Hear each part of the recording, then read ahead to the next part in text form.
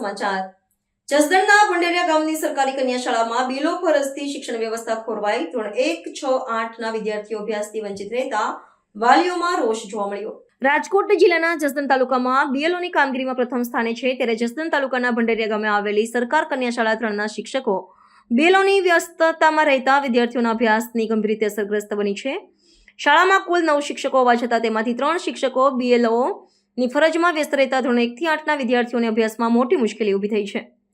મળતી માહિતી મુજબ બીએલઓની ફરજ શરૂ થયા બાદ આ ત્રણેય શિક્ષકો વહેલી સવારમાં શાળામાં હાજરી આપે છે, પરંતુ દિવસભરમાં બીએલઓ તથા અન્ય શાસકીય કામગીરીમાં વ્યસ્ત રહેતા હોવાથી વર્ગોમાં અભ્યાસ આપી શકતા નથી। પરિણામે ખાસ કરીને ધોરણ 1, 6 અને 8ના વિદ્યાર્થીઓનું અભ્યાસ કાર્ય અડચણમાં આવી રહ્યું છે। વિદ્યાર્થીઓની આવતી પરીક્ષાઓને લઈને શંકા ચિંતા વ્યક્ત થઈ રહી છે કે અભ્યાસ ન મળતા તેઓ પરીક્ષામાં શું લખશે। આ મુદ્દે સ્થાનિક વાલીઓએ તેમજ વિપક્ષના નેતા અને જિલ્લા પંચાયત રાજકોટના સભ્ય મનસુખ સાકરિયાએ તીવ્ર સંતોષ વ્યક્ત કર્યો છે। સ્કૂલ દ્વારા આંતરિક તપાસ કરવામાં આવી ત્યારે પણ શિક્ષકો ખરેખર બીએલઓની કામગીરીમાં વ્યસ્ત હોવાની બાબત બહાર આવી છે। સરકાર ભણશે ગુજરાત, આગળ વધશે ગુજરાત જેવા સૂત્રો સાથે શિક્ષણ સુધારવાના દાવા કરતી હોવા છતાં શિક્ષકોને બીએલઓની જવાબદારી સોંપવાથી મૂળભૂત શિક્ષણ પ્રભાવિત થયું હોવાનું વાલીઓનું માનવું છે। વિપક્ષના નેતા મનસુખ સાકરિયાએ ચીમકી ઉચ્ચારી છે કે જો શિક્ષકોને તાત્કાલિક બીએલઓની ફરજમાંથી મુક્ત ન કરવામાં આવે તો આગામી સમયમાં શાળાઓને તાળા મારવાની ચળવળ હાથ ધરવામાં આવશે।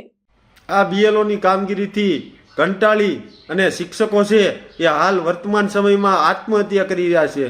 ગઈકાલે તમે 2 બનાવ એવા બન્યા છે કે જેના શિક્ષકોએ સુસાઇડ નોટમાં લખ્યું છે કે આ બીએલઓની કામગીરીથી અમે કંટાળી અને આત્મહત્યા કરી છે। તમે વિચાર કરી જુઓ કે આ તંત્ર દ્વારા કેટલો માનસિક ત્રાસ આપવામાં આવે છે અને કેટલું એની ઉપર ગુજારવામાં આવતું હોય છે, એના પરિવારનું શું થશે એ ભવિષ્યની વાત કરો તો આ કામગીરી છે આમાંથી તાત્કાલિક ધોરણે છે એ શિક્ષકોને છૂટા કરી અને અન્ય વિકલ્પ છે સરકારે વિચારવો જોઈએ।